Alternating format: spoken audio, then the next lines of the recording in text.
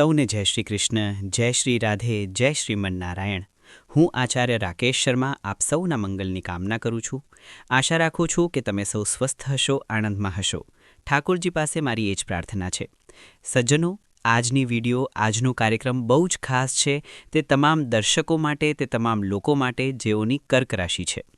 આજની વિડીયો કર્ક રાશિવાળાઓ માટે એટલી ખાસ છે કારણ કે આજની વિડીયોમાં આપણે વાત કરવા જઈ રહ્યા છીએ કે દેવગુરુ બૃહસ્પતિ વક્રથી માર્ગી થવા જઈ રહ્યા છે. આ ખૂબ મોટો પરિવર્તન લઈને આવી રહ્યા છે કર્ક રાશિવાળાઓના જીવનમાં. ખાસ કરીને ખૂબ સુંદર યોગ દેવગુરુ બૃહસ્પતિ અહીં વક્રથી માર્ગી અવસ્થામાં આવતા બનાવી રહ્યા છે.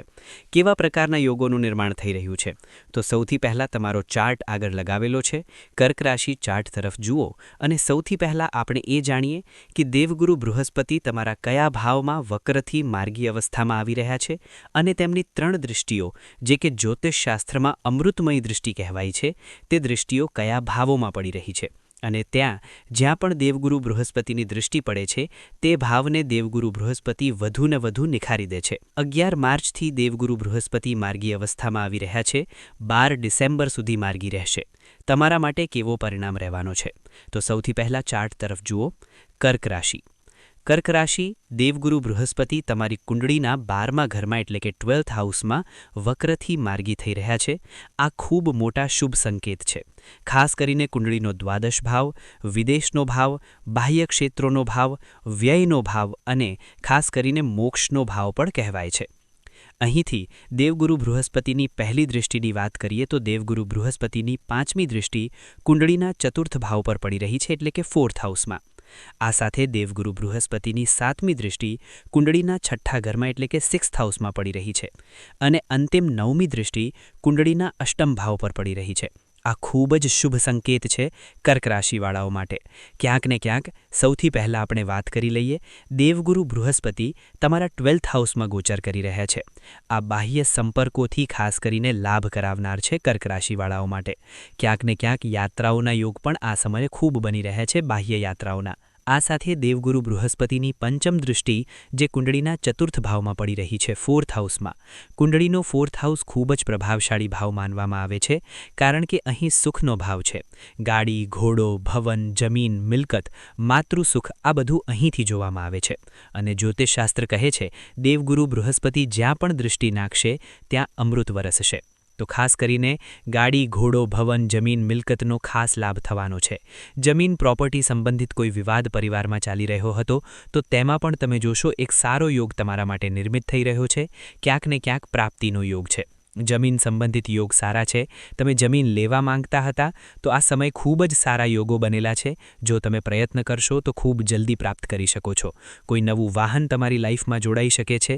માતાના સ્વાસ્થ્ય અંગે જો ચિંતિત હતા તો તમે જોશો માતાના સ્વાસ્થ્યમાં પણ સુધારો આવશે અને સાથે સાથે પરિવારમાં પણ ખુશહાલીનું વાતાવરણ વ્યાપી જશે. ક્યાંક ને ક્યાંક કર્ક રાશિવાળાઓ માટે ખાસ કરીને પ્રોપર્ટી સંબંધિત કોઈ કોર્ટ કેસ વગેરે ચાલી રહ્યો હતો તો તેમાં પણ તમે જોશો કે પરસ્પરમાં વૃદ્ધિના યોગ બનેલા છે. અહીં ક્યાંક ને ક્યાંક તમે જોશો કે કોર્ટ કેસમાં પણ વિજયસુરી હાથ લાગી શકે છે અને ખાસ કરીને તેમાં એક ખૂબ સારી ગુડ ઓપોર્ચ્યુનિટી કર્ક રાશિવાળાઓના હાથમાં લાગી રહી છે કારણ કે દેવગુરુ બૃહસ્પતિ કુંડળીના 6ઠ્ઠા ઘરને પણ જોઈ રહ્યા છે. કુંડળીનો 6ઠ્ઠો ઘર 3 બાબતોને મુખ્ય રૂપે પ્રતિનિધિત્વ કરે છે.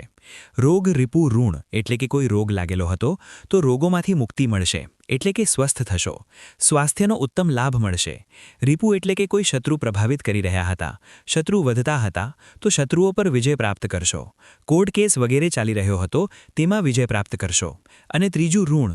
જો કોઈ રોગોમાંથી મુક્તિ, શત્રુઓમાંથી મુક્તિ અને ખાસ કરીને ઋણ. જો કોઈ ઋણ તમારું બાકી હતું, લેતી દેતીના વિષયો જેમ કે કર્જ વગેરે હોય તો તેમાં પણ ખૂબ સારા યોગ છે. ક્યાંક ને ક્યાંક તમે ઋણમુક્ત થશો દેવગુરુ બૃહસ્પતિની કૃપાથી. આ સાથે દેવગુરુ બૃહસ્પતિની 9મી દૃષ્ટિ સીધી કુંડળીના 8મ ભાવમાં પડી રહી છે. આ આયુષ્યનું સ્થાન છે. પરિવાર તરફથી સહાય મળશે. આયુષ્યમાં વૃદ્ધિ થશે. આધ્યાત્મિક ક્ષેત્રમાં પ્રગતિ થશે. આધ્યાત્મિક યાત્રાઓ કરી શકો છો. ખાસ કરીને જે લોકો આધ્યાત્મિક ક્ષેત્રમાં આગળ વધવા માગે છે, વૈજ્ઞાનિક છે, રિસર્ચ કરી રહ્યા છે, મેડિકલ લાઇનમાં છે, તેમને ખાસ કરીને ખૂબ સારી ઉપલબ્ધિ આ સમયમાં પ્રાપ્ત થઈ શકે છે. ક્યાંક ને ક્યાંક દેવગુરુ બૃહસ્પતિની ખાસ કૃપા વ્યાપારમાં વૃદ્ધિ કરશે. સ્વાસ્થ્યનો લાભ કરાવશે. કરાવશે, પ્રોપર્ટીમાં લાભ આપશે અને કોર્ટ કેસ વગેરેમાં વિજય અપાવશે અને સાથે સાથે ધનની આવક આ સમયમાં વધવાની છે. બાહ્ય સંપર્કોથી ખાસ કરીને વિદેશી યાત્રાઓના માધ્યમથી ખૂબ લાભ પ્રાપ્ત કરવા જઈ રહ્યા છો ક્યાંક ને ક્યાંક. આ સાથે સાથે આ 4 બાબતો જે હું કહી રહ્યો છું, કર્ક રાશિવાળા જેમની પણ કુંડળી બનેલી છે તેઓ આ 4 બાબતો નોંધ કરી લો અને તમારી કુંડળીમાં જુઓ કે આ 4 દોષ તમારી કુંડળીમાં તો નથી બની રહ્યા. જાણકારી માટે સૌપ્રથમ તમે આ જુઓ, કારણ કે આ ગુરુનું ફલિત છે.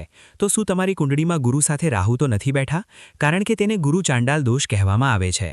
બીજું આ જુઓ કે તમારી કુંડળીમાં સૂર્ય અને રાહુ એક સાથે તો નથી બેઠા, કારણ કે તેને સૂર્યગ્રહણ દોષ કહેવામાં આવે છે. ત્રીજું આ જુઓ કે તમારી કુંડળીમાં ચંદ્રમા અને રાહુ એક સાથે તો નથી બેઠા, કારણ કે તેને ચંદ્રગ્રહણ દોષ કહેવામાં આવે છે. કારણ કે તમારી રાશિના સ્વામી ચંદ્રદેવ છે. તેથી ખાસ કરીને આ પણ જુઓ કે ચંદ્રમા સાથે રાહુ અથવા કેતુ તો નથી બેઠા. અને ચોથું, જ્યારે રાહુ અને કેતુના એક તરફ બધા ગ્રહો કુંડળીમાં સ્થિત થઈ જાય છે ત્યારે તેને પૂર્ણ કાલસર્પ દોષ કહેવામાં આવે છે.